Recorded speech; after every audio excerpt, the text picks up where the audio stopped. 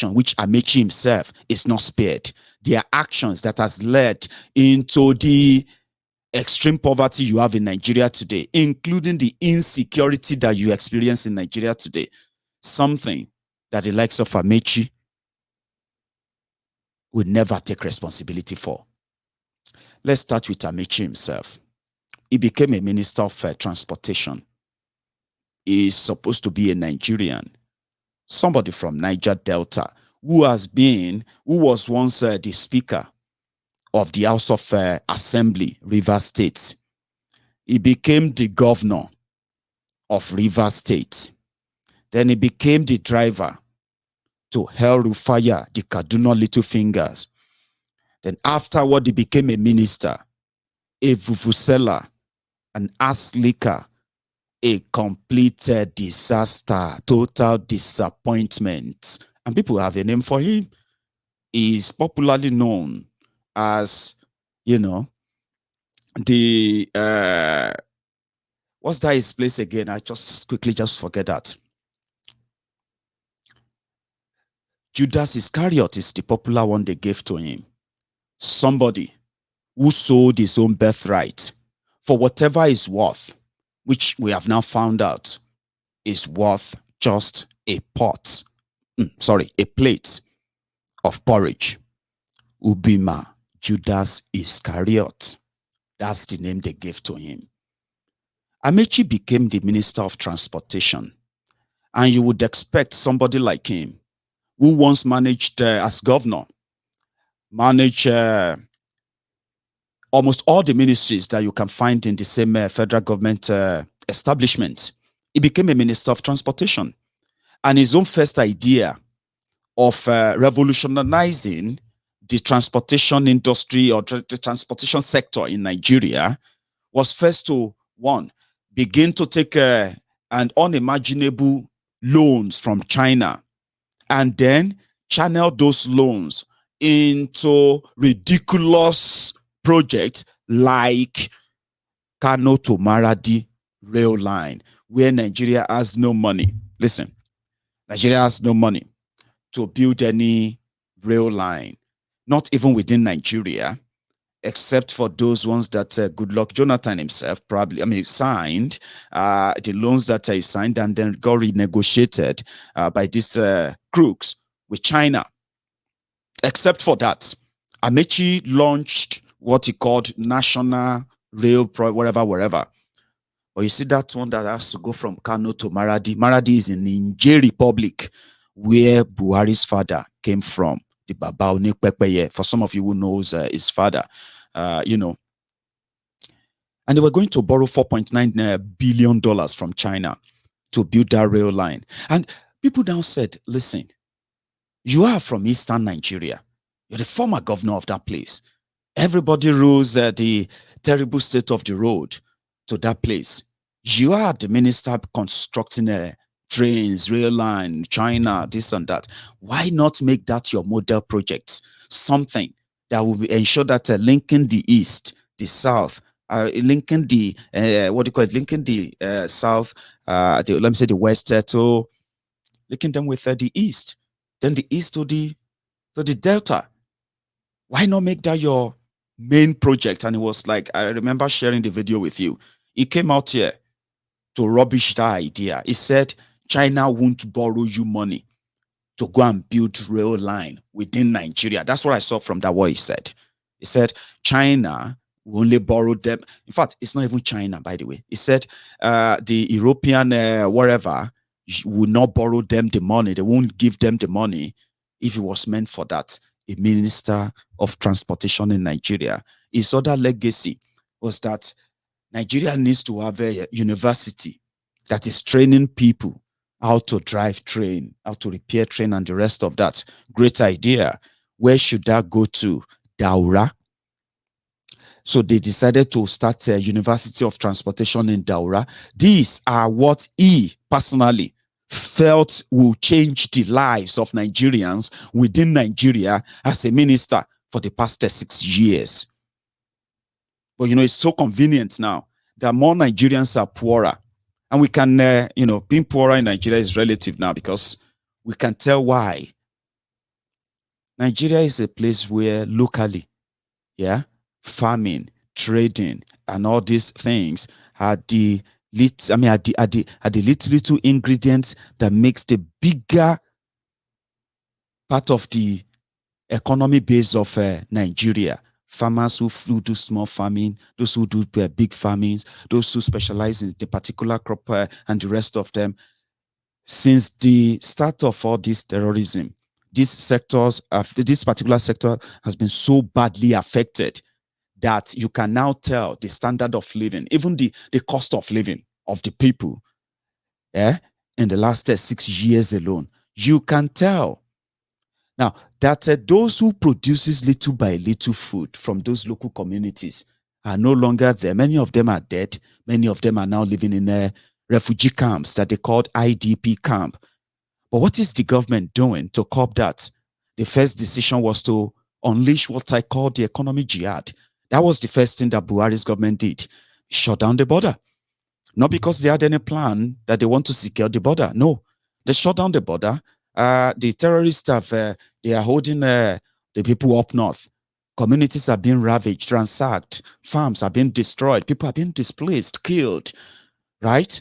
So in the down south, as much as communities are also being ransacked and attacked by these same ravaging terrorists, the border that serves as a trading spot for so many people from southern Nigeria got shut down. Why the northern border remained opened, porous as usual.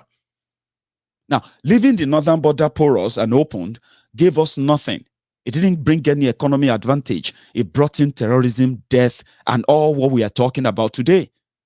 Down south, militarization of the south, in the effort of trying to prevent any uprising against this draconian existence, makes the same terror people are experiencing in northern part of Nigeria not so much different from the terrorism people are facing in southern Nigeria. But people kind of feel like, since we are not picking the bodies en masse on the street, we're not picking you know what I mean? It's not probably as bad as it is in northern Nigeria, but it's the same trauma. That's an economic jihad that the Buhari's government unleashed. And that has been in place now for the past 2 years. To the point that their military, their custom, they go into people's homes, shoot and kill people because they have a bag of rice that they considered imported. Now, when you now go out there, as much as the government of Buhari continue to devalue the naira, because that's what they do. Every time they take loan, every time they get any loan from anywhere, what they tell them to do is to go and devalue the naira. Because they can be trading with you when you have nothing to give back other than just to take. And for 6 years, ladies and gentlemen, they skyrocketed Nigeria's foreign debt, right? From from $13.5 billion. These criminals, they jumped that to over $40 billion as we speak. And they are not done. They are not done. As we speak, they just got an approval to take another 21 point something billion loan in this 2022 that you are going to go into. All these decisions, the valuation of the naira, where even if you put the money in your pocket, it's lost it's lost all its value. 1 million naira in your pocket 6 years ago, 7 years ago, let's use 6 years ago, 2015. 1 million naira in 2015 will probably give you something like $4,000.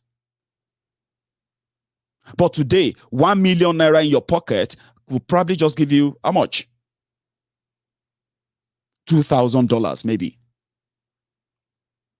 So that means your 1 million naira has depreciated enough, and you won't know. If you have it there, right there in the bank, and you are reading the numbers, you may be encouraging yourself that you've got something. Take it out and go out there and check the value of that 1 million naira. And that is where you will meet your shock. It's going to get worse as you move into 2022. Who should be responsible for that? There are effects. There are effects of all these decisions, economically and what have you. And you don't need any specialist to make you understand them.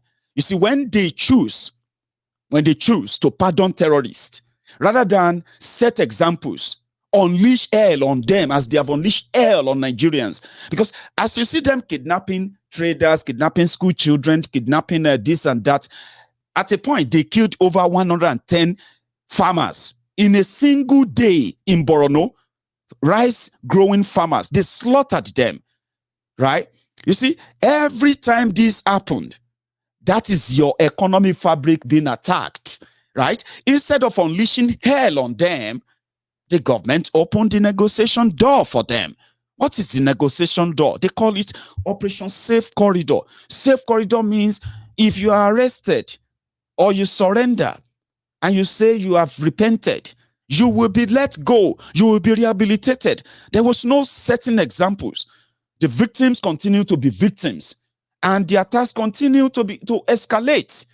Now, that effort shows to you, right, that the ripple effect of that is the hardship you are currently witnessing. That cannot be blamed on the people who are no longer there to make those decisions. There was never a time in the record of PDP. There was never a time in the record of Goodluck Jonathan, the weakest, the one they said was weak. Yeah, there was never a time in his government that he pardoned terrorists. Let that be on record. There was never a time. And if these guys were supposed to be doing the right thing, by the way, in your interest, yeah, those they consider to have committed any crime against Nigeria should never have received any kind of negotiation deal whatsoever, especially those who committed economic crime. Economic crime brought Nigeria to our knees. But because what they are coming to do is worse than what they were condemning. Look at it today. So the hardship is deliberate. The actors who made this happen, they are indeed, they have names. And Amechi is one of them. Where is Fashola? He became a minister of power. How far with the power in Nigeria today? How far with your electricity?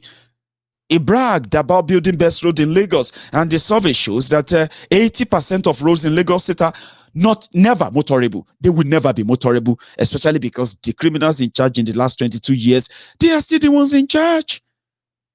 What's the reflection of their supposed change? But it's so convenient. Oh, the thieves. If you catch thieves, you prosecute thieves. You don't protect them. In Nigeria, those they told you are thieves, and those they continue to deviate us, they are still what? They are still their friends. Who is then the fool? Those of you who believe them. And that's exactly what I want you to take on today.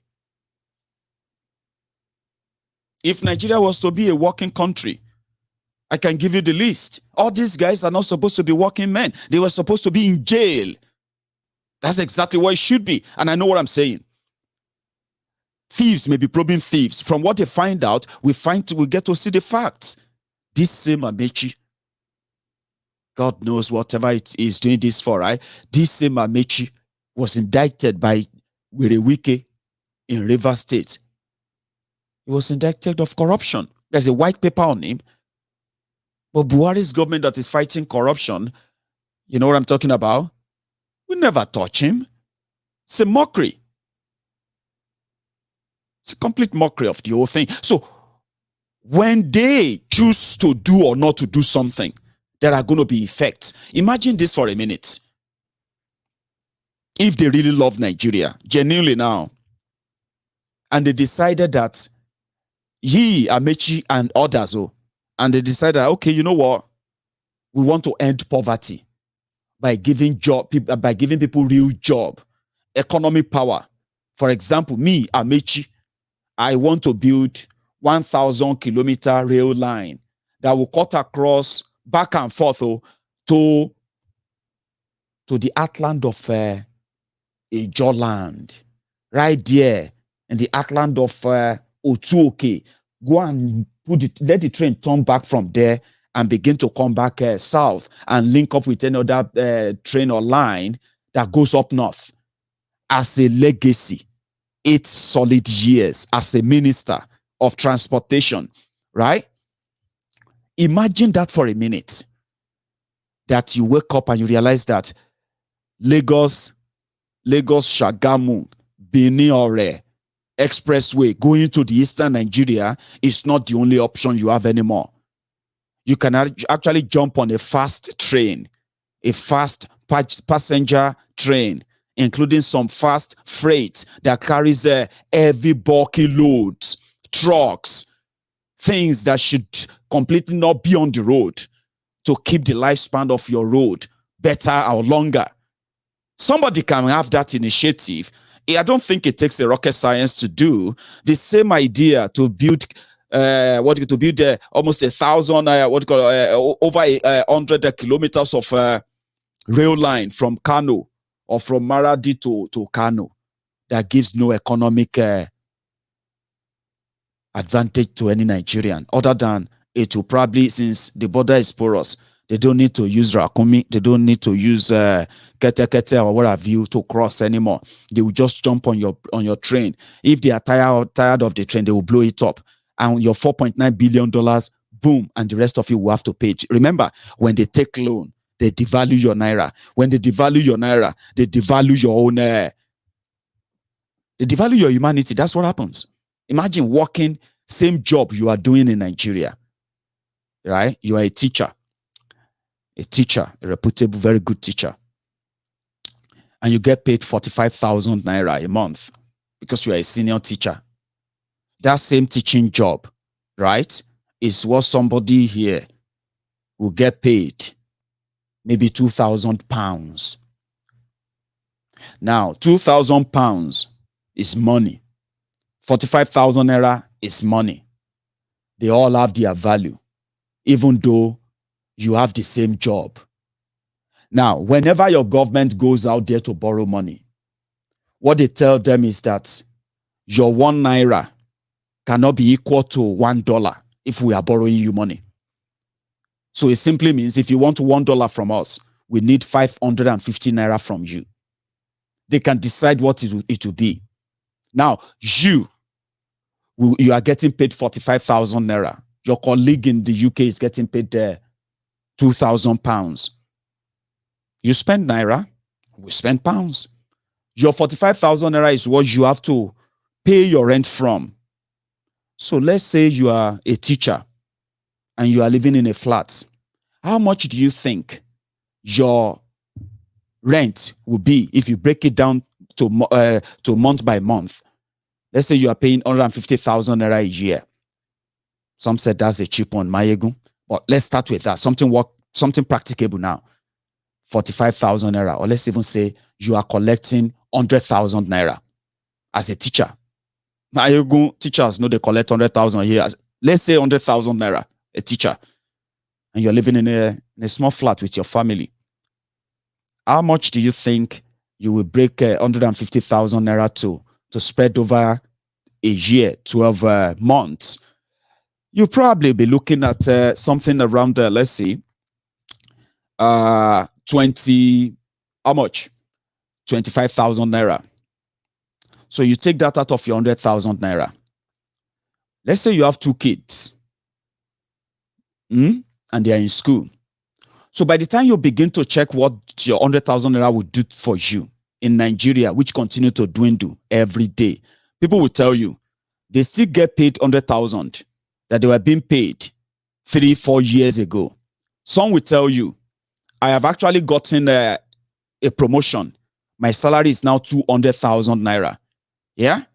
But what they didn't tell you is that your 200,000 naira salary increase, yeah, is only a 4% quarter of its value in the truest sense of it. So when you now go out there and you realize that what you need to buy for your children, what you need to buy to keep on for a whole month, and every other bill that comes with that, they are no longer what they are. In fact, you've got a raise, but you are completely done for. That's the life many are living. That is what they do to you. And it's going to get worse and worse and worse. Because these guys are not doing anything to create wealth, to create jobs, to create opportunities that can indeed help and boost the economy. On the other hand, the insecurity in that country, which they orchestrated, by the way, and they managed to escalate as well, they've turned it into a business. And as you cannot see, a giant Nigeria cannot protect our citizens from some ragtag Islamist religious criminals. So Pair both, and you will understand that now when you look at the insecurity as well and the damages that one is doing behind the scene, yeah, you don't need the soothsayer. You don't need a soothsayer to tell you what the end result will be, other than poverty, poverty, and more poverty. So if they build a rail line that operates, do you get what I mean now? God bless you, JB. So I don't know if that's what I just told you now is a little bit practical in a layman way. So you have the money. In fact, you are going to have the money for those who are going to have it. Majority won't. But when you now take that money out there and you value it, because you see that your teacher, that's what I should complete.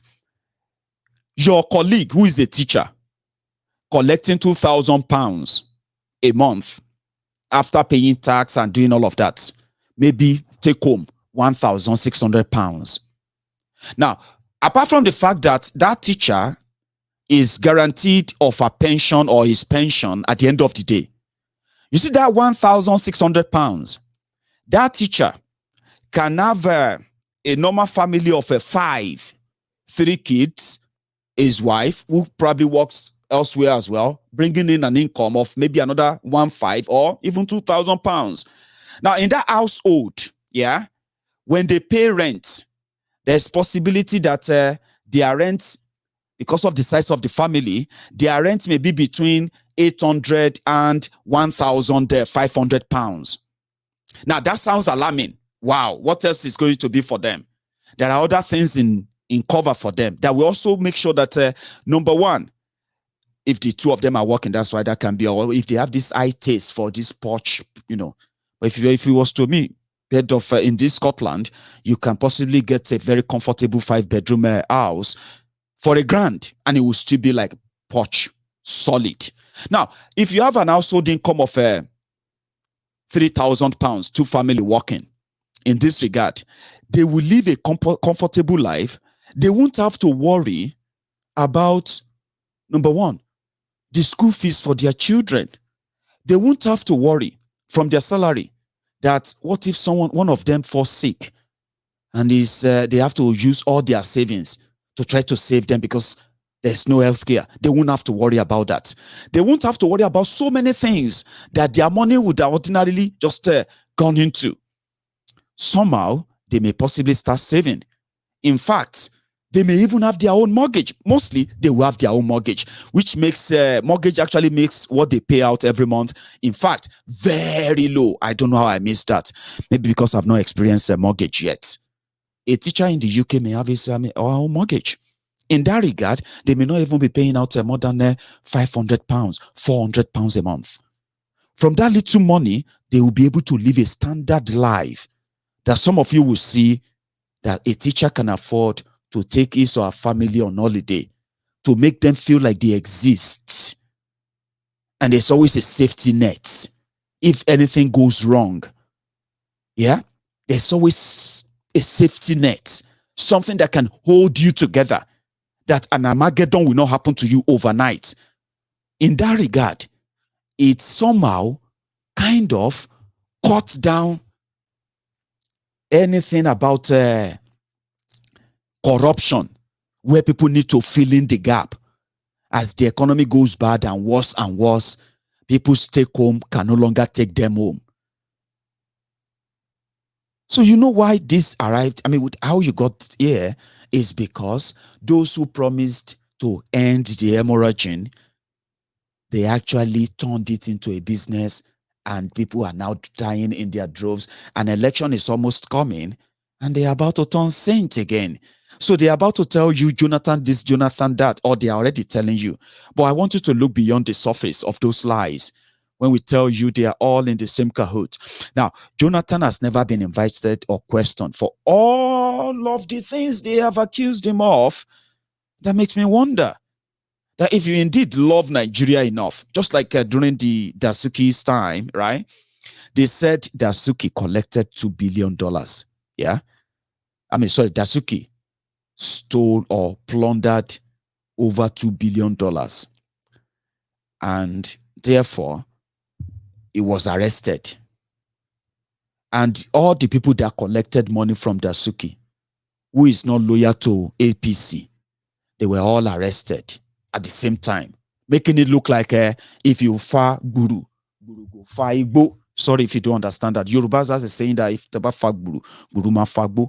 You see that's kind of a snaky plant. They always grow long in the forest. They're always kind of, you know what I mean? Some of you know as I do my hand there. This one. That if you now cut from the root and you decide to pull the long ropey plant, yeah, because it's ropey, snaky, it's probably going to be, for the rest of the forest, yeah. So when you pull it, it's going to pull the entire forest. So we thought when they picked up Dasuki, security advisor to Jonathan, when they picked up Olisametu, the PDP PRO, or what do you call it, publicity secretary, when they picked up Femi Foni Kayode, the contractor, Elenu Jawaya, that collected over 500 million as well. When they picked up Shifolu Falaye, our supposed Yoruba first president that Yorubas indeed voted for when we wanted to return to democracy in 1999. But Obasanjo became the president because the North said he was going to be the president. So our vote didn't count. Baba Olufalaye also collected from the Roja. They picked him up. They picked up Musili Obanekoro. They picked up Ayo Fayoshe. They picked up a lot of people who collected money from Dasuki, but they did not pick up Goodluck Jonathan, the man that authorized the payment. Why? It's been 6 years. Dasuki did prison. In wife, they get belle, they give birth. By the time Dasuki was finally released by Buhari before 2019, the naming ceremony they did 2 weeks after that. And that was how the whole arrangement went. The whole noise went because the money they said Dasuki was sharing is the same security money that was supposed to be managed by Muguno, the current security advisor to Buhari, and it's part of their own internal wahala. The Muguno is not trusted with the security money. Imagine a president having up to $2 billion for security vote in Nigeria. The more Nigeria is insecure, the more the terrorism, the more the insecurity, the more money that goes into security vote for the president, and you will never know how much. But they gave us an idea, but some of you didn't get the hint. Dasuki was security advisor to Jonathan. The money that Dasuki was sharing to the political parties, to all the political parties, including PDP, during the 2015 election, the money was the security vote money that they said president and public officials, governors, they don't account for them. It is a sharing money, free money. $2 billion, over $2 billion was what was with Dasuki. And guess what? Among those who collected money from Dasuki, yeah, is also the same Bokuwari, the lifeless breeding mannequin. You know the story now. When when Buhari became the presidential candidate of APC in December 2014, and I think it was around January of 2015, and his convoy got attacked. I think, where was that again? I can't remember specifically. I think it was in Kaduna. He was driving in convoy, and then Boko Haram attacked his convoy. Boom, boom, boom. They bombed, they did everything. Then he came out. He came out of that attack, and they showed him in a video, and he was walking. He saw the cars and his convoy blown up. This one blown up, and then the terrorists have run away. Buhari came down from his car, and he walked. As he was walking, then some people sighted him and they said, "Sai Megida, Sai Megida, Sai Megida, Sai Megida." They saw it was Buhari. It turned to a campaign. A lot of people ran out. That attack got Buhari $300,000 from Dasuki and 2 bulletproof SUV vehicle. 2 SUV, that is all these bulletproof jeeps. Because that attack, according to Jonathan, they will say it was Jonathan who wanted to kill him. Dasuki must provide security for him. $300,000 cash. 2 bulletproof jeep. Buhari did not deny receiving the jeep. He said, as a former president, he deserved protection. Well, but in Nigeria, as a former terrorist, they all got the protection anyway. What about the $300,000? No, he didn't collect any dime from Dasuki. But they said, okay, now Go and probe Dasuki, because Dasuki said he only has one star witness. That if Buhari indeed want to fight corruption or fighting because of that, he only has one star witness. Who is that star witness? Goodluck Jonathan. Since they couldn't do anything about that, God knows the arrangement, the America, UK, and China, and the rest of them. God knows the arrangement they had with Buhari and Jonathan, that it will never be touched. All his, all his wife's assets, they will be left untouched, right?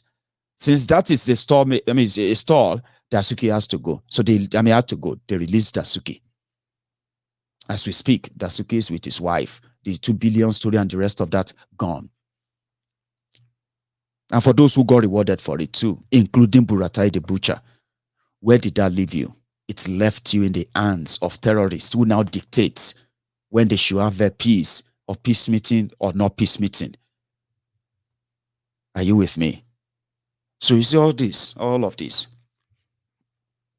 contributed to where you are now. And the fact that the utterances like this from people who don't want to take responsibility for anything, utterances from them like this even makes things even worse, because for those who are smart enough, you probably will think, do these guys think we are actually stupid enough to believe all the trash? Of course they know we are not stupid enough. And that is why they call people like us trouble. These people are trouble. They are trouble. They are problem. Why is it every time you must criticize?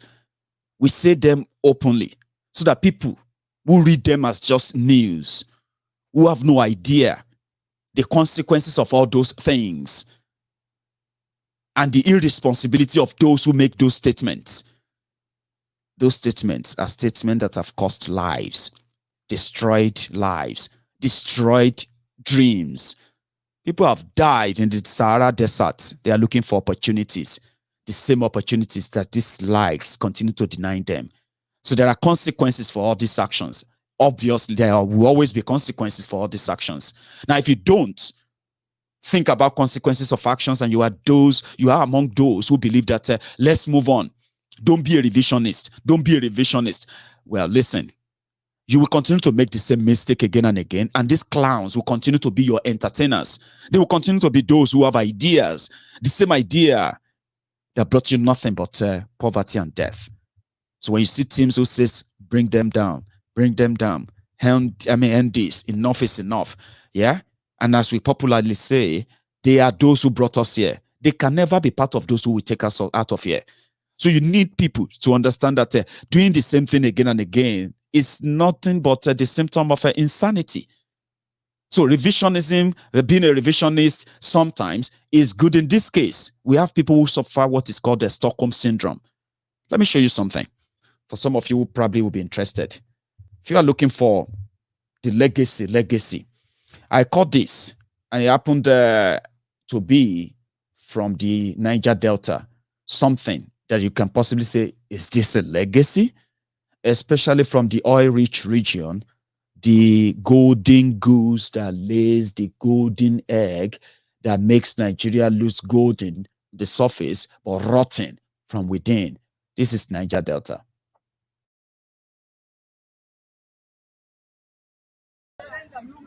I think I'm good at this.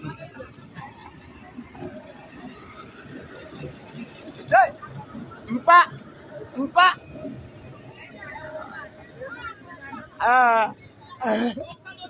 Dale kwenda kutra bwana ubanyo. Che.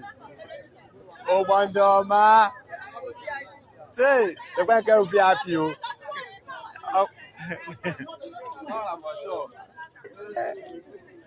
Obe, manle.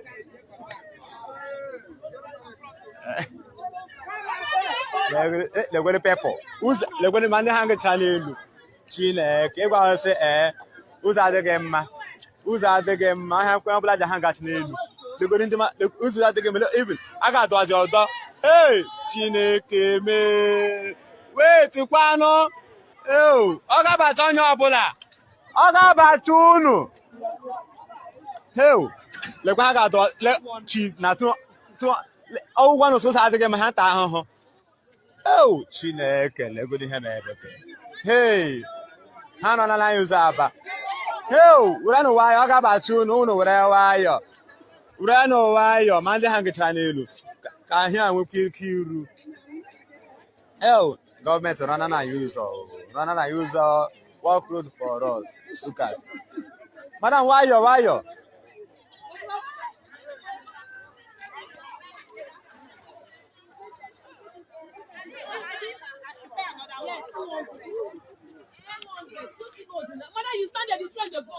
Hey, nalekpono tana pana mo. Hey, anyo ebe na no bi shimire.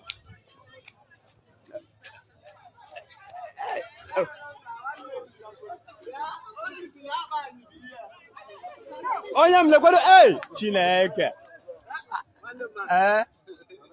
Ata me bia bi hu no.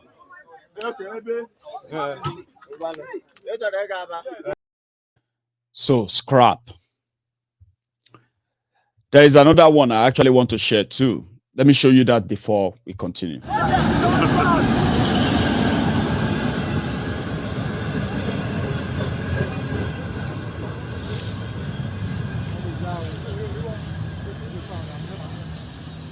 Yes, this is Rotimi train station. The train has just arrived. This one is heading to Warri now. People are about to alight, and some of the passengers that are going to Warri are entering now. They want to go to Warri.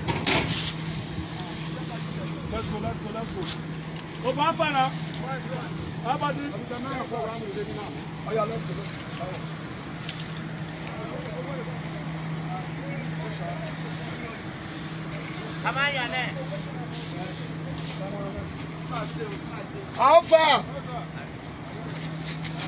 I am all right. So the meantime.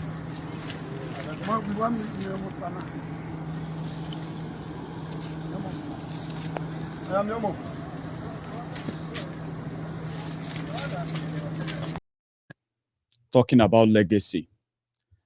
The people who represent this part of southern Nigeria in every strata, they'll tell you to manage it as a scrap that they won't let the world see. The lie, they won't let the world see, except for the fraud that they can easily display, just like 419 would do, something flashy enough. Then they pass the blame.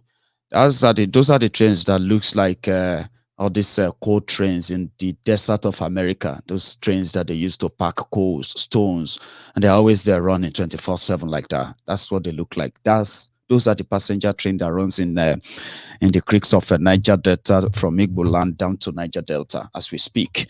But would you blame anyone other than those who believe that that's the best they deserve? And that's why the likes of Amechi and co, right? They should be in jail. Trust me, they should be in jail, including Buhari. And I can give you all of their sins and what they are and why they should be in jail.